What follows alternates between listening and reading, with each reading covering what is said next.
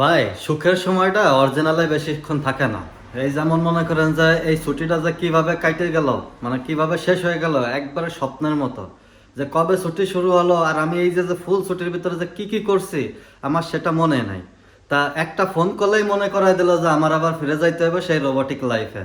যে সকালবেলা boss phone দিয়ে একবার প্রথম খবরটা দিল যে কালকে থেকে ডিউটি শুরু, মানে আমি ভুলেই গেছিলাম যে আমি এই জায়গায় একটা চাকরি করি। ঠিক আছে, অ্যালার্ম বন্ধ করে ঘুম থেকে উঠতাম, একটা রিল্যাক্স লাইফের ভেতর চলে গেছিলাম। তো এই সুখটা আর বেশি দিন আর কি থাকলো না। তা যাই হোক, আজকের দিনটা আছে, আজকের দিনটাও উপভোগ করি, তারপরে কালকেরটা কালকে দেখা যাবে। তা আজকে সকালে আমি কি খাচ্ছে জানেন? দাঁড়ান আপনাদেরকে দেখাই। যে সকালবেলা এখন খাচ্ছি চাপটি আর হচ্ছে ঝুরি মাংস। এখন আপনার এলাকায় কি বলে আমি জানি না, আমাদের এলাকায় কিন্তু এটাকে ধাপড়াও বলে। ঠিক আছে।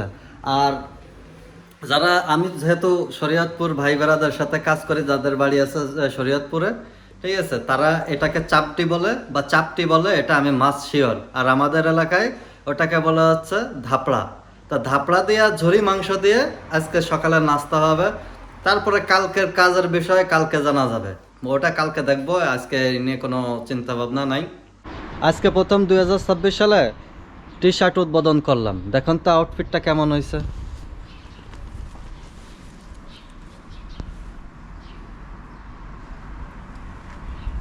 কেমন লাগলো কমেন্টসে কিন্তু অবশ্যই জানাবেন। আবার ভুল করে চলে যাবেন না, যে ভিডিও দেখে কমেন্টস না করে চলে যাবেন না। ঠিক আছে, ঘুরে ফিরে এই নতুন আউটফিট বলতে নতুন টি শার্ট পরে চলে আইছি লিদালা বাজার করতে। আমার সুখ কত বুঝছেন নাকি, সুখের কোনো শেষ নাই। এখন আজকে তো ছুটির লাস্ট ডেট, মানে আজকে লাস্ট ছুটি, এই জন্য কিছু বাসায় বাজার বাকি রয়েছে, সেই বাজারগুলো আর কি নিতে আসছি। তারপরে আবার অন্যদিকে ঘুরতে যাব। টেনশন নিয়ে না যে আমি ঘুরতে যাব না, মানে বন্ধ থাকবার আমি ঘুরতে যাব না, সেটা হবে না। টেনশন নেওয়ার কোনো কারণ নাই। ভাই, ট্রাফিকে আটকে রয়েছে 40 মিনিট ধরে। বাসা থেকে বের হয়েছে, যে জায়গায় যাইতে লাগবে 20 মিনিট, সেই জায়গায় 40 মিনিট ট্রাফিকে আটকে রয়েছে ইতালির বাড়ি। এখন নামিয়ে পারতেছি না, যে যাইয়ে দৌড়ে যে তাকে বলবো এই এই ভাই চাপে চাপে, এই আগে টান আগে টান।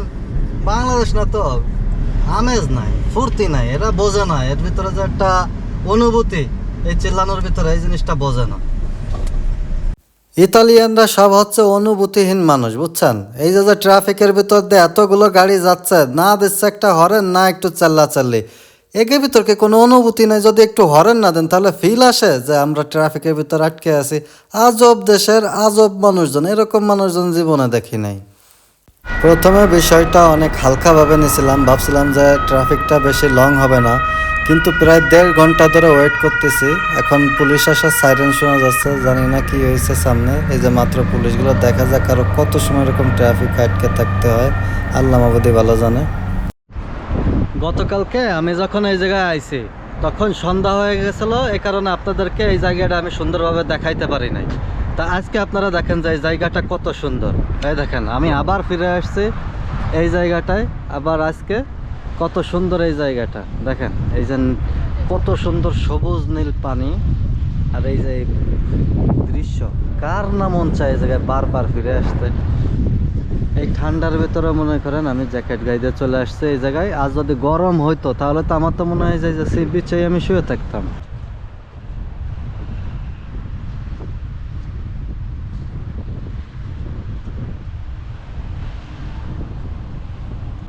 ইতালি এমন একটা দেশ, এই দেশে প্রত্যেক 10 কদম পর পর তার সিন চেঞ্জ হয়ে যায়, মানে তার যে সৌন্দর্যতা, সেই সৌন্দর্যতা চেঞ্জ হয়ে যায়। তা আপনাদের দেখায়, এই দেখেন এই যে যে জায়গাটা, যে সম্পূর্ণ পাথরের উপরে তৈরি, এই যে যে পার্কটা আপনারা খেয়াল করে দেখেন। এই বড় পাথরটা কাইটে, এই বড় পাহাড়টা কাইটে এই পার্কটা তৈরি করা হয়েছে। তাই এই পার্কটার সৌন্দর্যতা দেখেন। এই জায়গায় মনে করেন যে একবার একটা পিকনিক স্পট বানায় ফেলাইছে। তা আমাদের বাংলাদেশ যদি হইতো তাহলে এটা কি কোনোদিন সম্ভব ছিল?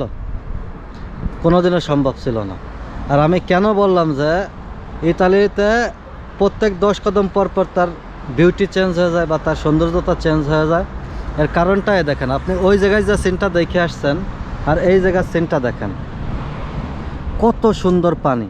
একবার এই যে পাহাড় কেটে, মানে পাথর কেটে এই ভূমধ্য সাগরের উপরে একটা পার্ক তৈরি করছে, যে পার্কে এখন পিকনিক করতে আসছে আমি বা ঘুরতে আসছে আমি। তা এটাকে জীবনও সম্ভব ছিল বাংলাদেশে? তা উন্নত জাতির উন্নত চিন্তা ভাবনার কারণে কিন্তু অনেক কিছু সম্ভব হয়। আর আমাদের ভিতরে শুধু মারামারি গ্যাঞ্জাম, তাছাড়া আর কিছু না। কতটুকু এরা সতর্কতা বজায় রাখে সব কিছুতে। দেখেন এই পাথরটা তারা কাটার পরে তারা এই গুণা দেয়, এই জায়গায় দেখেন, এই জায়গায় যেমন এই যে গুণা না, এটা হচ্ছে প্লাস্টিক, ঠিক আছে? এই জায়গায় প্লাস্টিক দিচ্ছে যাতে পানিতে ধুয়ে না যায়, এই মাটিগুলো ধুয়ে না যায়। যে জায়গায় আপনারা ঘাস দেখতেছেন না, এই জায়গায় ঘাস, এই ঘাস তো মাটির উপরে।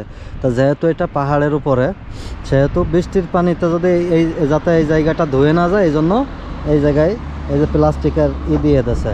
আর এই যে এই পাথরটা সম্পূর্ণ র্যাপ করে দিয়েছে যাতে নুড়ি পাথরগুলো রাস্তার উপরে না পড়ে একটা অ্যাক্সিডেন্টের কারণ না হয়ে দাঁড়ায়। আর আরেকটা জিনিস দেখায়, এই জায়গায় যে তারা শুধু পার্ক তৈরি করে দিয়েছে তা না, এই জায়গায় একটা সুন্দর সময় কাটানোর জন্য ফ্যামিলির সাথে বেঞ্চও দিয়ে দিয়েছে, সাথে টেবিলও দিয়ে দিয়েছে। এখন আমার প্রশ্ন আরেকটা, এটা না যে তারা বেঞ্চ দিয়ে দিয়েছে, টেবিল দিয়ে দিয়েছে, প্রশ্ন হচ্ছে যদি এরকম নির্জন জায়গায় যে কোনো গার্ড নাই, না এই পাশে না ওই পাশে, কোনো রেস্ট্রিকশন নাই, কেউ দেখার নাই, কেউ চেক করার নাই, কোনো ক্যামেরা নাই, এই জায়গায় যদি বাংলাদেশের মতো বাংলাদেশে যদি এই থাকতো, মানে এই বেঞ্চ থাকতো আর টেবিল থাকতো, তাহলে আমি এই কাঠের কথা বাদ দিই, এই কাঠের সাথে যে লোহাগুলো আছে, এই যে শব্দ হয় শোনেন, এই লোহাগুলো আছে, এই লোহাগুলো কি আদৌ এই জায়গায় থাকতো? আরেকটা জিনিস দেখায়, এই যে ময়লা ফেলার জায়গা, যে মানুষ এই জায়গায় আসে, টুরিস্ট এই জায়গায় আসে, তাদের টাইম স্পেন্ড করে চলে যায়। তা এই জায়গায় সেই জন্য যাতে এই পার্কটা নোংরা না হয়, ময়লা ফেলার জায়গা রাখছে। এই জায়গায় হচ্ছে আপনার গ্লাস, মানে কাচের বোতল টোতল ফেলানোর জন্য। এই জায়গায় হচ্ছে আপনার কার্তা, মানে কাগজ ফেলানোর জন্য। এই জায়গায় প্লাস্টিক আর ওই জায়গায় মিক্স। তা আপনার কি মনে হয় যদি বাংলাদেশ হইতো এই জিনিসটা থাকতো? এই জিনিসটা বলতে আমি এটা বোঝাচ্ছি না যে এই জায়গায় গ্লাস, এটা কাগজ, আমি বলতেছি এই যে ফুল যে জিনিসটা, মানে ময়লা ফেলানোর যেটা, এটা কি থাকতো? এটা আমার মনে হয় যে কাঁধে করে লয়ে যাইতো, বাঙালিতে বিক্রি করে দিত। যাক, গাছটা অনেক সুন্দর, একবারে মাঝখানে দিয়ে দিচ্ছে, গরমের সময় অনেকে ছায়া পায় এই গাছের তলে।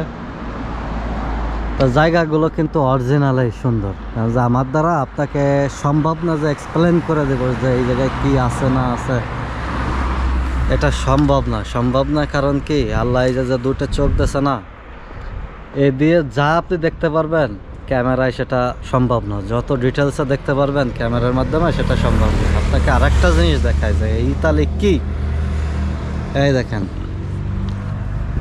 এই জায়গায় কিন্তু ওই যে সমুদ্র দেখা যাচ্ছে, এই সমুদ্রটা বিচ কিন্তু এই জায়গায়, এই যে এই গাছের তলা বিচ, এই জায়গা থেকে দেখা যাচ্ছে না, ওই জায়গায় গোসল করার জন্য। তা এখন এই জায়গা দিয়ে আপনি কিভাবে যাবেন, ওই বীজটা আপনি কিভাবে উপভোগ করবেন? এই বীজটা উপভোগ করার জন্য ওই দেখেন, ওই যে সিঁড়ি দেখা যাচ্ছে। এখন আপনি কি চান যে ওই সিঁড়ি দিয়ে নাইমে আমি আপনাদেরকে দেখাই দিচ্ছি? চলেন নিয়ে ফেলাই একটা রিস্ক নিয়ে ফেলাই। ওই জায়গায় যদি ঢোকা যায়, ওই পাশে যদি ঢোকা যায়, যদি রাস্তা ব্লক না থাকে, যেহেতু শীতের সময়, চলেন আপনাদেরকে আমি দেখাই নিয়ে আসি ওই জায়গায় সৌন্দর্যটা।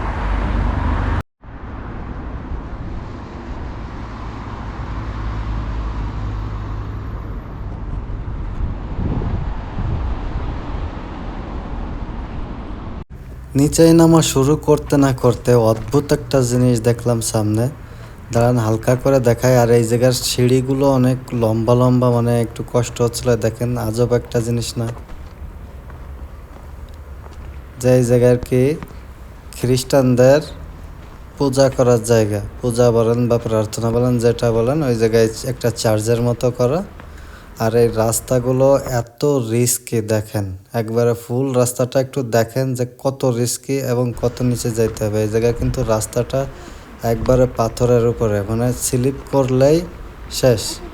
এই জায়গায় কিছু, এই যে ডান পাশে কিছু সাপোর্ট দেওয়া আছে, এই সাপোর্টটা কতটুকু ঠিক আছে বা মানে ভালো আছে আল্লাহ মাবুদি ভালো জানে। আর নিচে কিন্তু একেবারে সরু রাস্তা, এবং আমার হাতে কিন্তু ব্যাগ দেখতেছেন, গোপ্রো এক হাতে আর এক হাতে ব্যাগ, মানে আমার সাপোর্ট ছাড়াই আমার নামতে হচ্ছে এই অ্যাডভেঞ্চার করতে যায়। তা আল্লাহ ভালো জানে কী দেখি হবে, এখনও পর্যন্ত কোনো লোকজন দেখি নাই। কারণ কোনো দুর্ঘটনা ঘটলে এই জায়গার থেকে কীভাবে উদ্ধার পাবো আল্লাহ মাহবুদি ভালো জানে।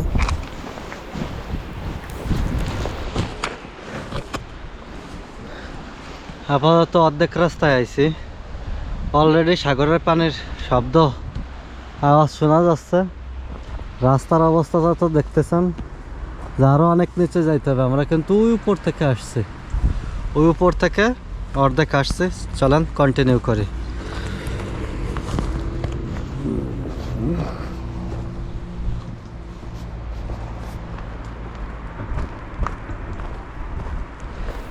যত নিচের দিকে যাচ্ছে গা তত ছমছম করতেছে, আর রাস্তা কেমন যেন আরও চিকুন হয়ে আসতেছে। এই দেখেন পাহাড়ের গা ঘিরে, মানে একবারে গা ঘেঁষে আর কি রাস্তাটা, এবং কতটা চিকুন। এখান থেকে পা স্লিপ করলেই মনে করেন যে একটা বড় ধরনের দুর্ঘটনা।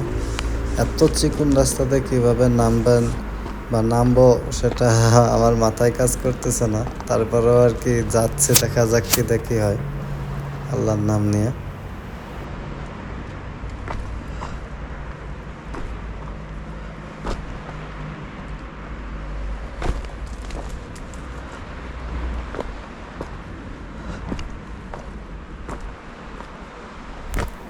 যেহেতু এই জায়গায় খাদ কাটা নেই বা সিঁড়ির মতো নেই, সেহেতু অনেক সাবধানে পা দিতে ফেলতে হচ্ছে। এখন এই জায়গা থেকে হয়তো বা সিঁড়ি শুরু হবে, কিন্তু সিঁড়ির স্টেবিলিটি খুবই খারাপ।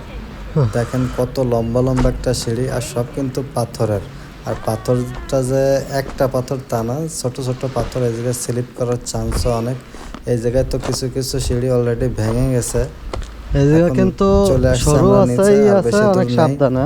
আলহামদুলিল্লাহ কোনো ধরনের ক্ষয়ক্ষতি হয়নি, আল্লাহ ভালো সুস্থভাবে আর কি নামায় আনছে। আর আমরা কিন্তু অনেক উপর থেকে নিচে আসছে, তা তো আপনারা দেখতেছেনই।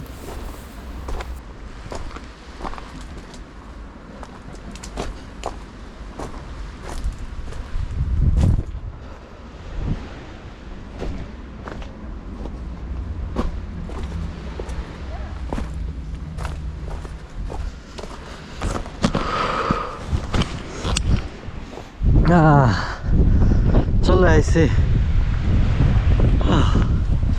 চলে আসছে আমাদের কাঙ্ক্ষিত জায়গায়। রাস্তাটা এত রিস্কি।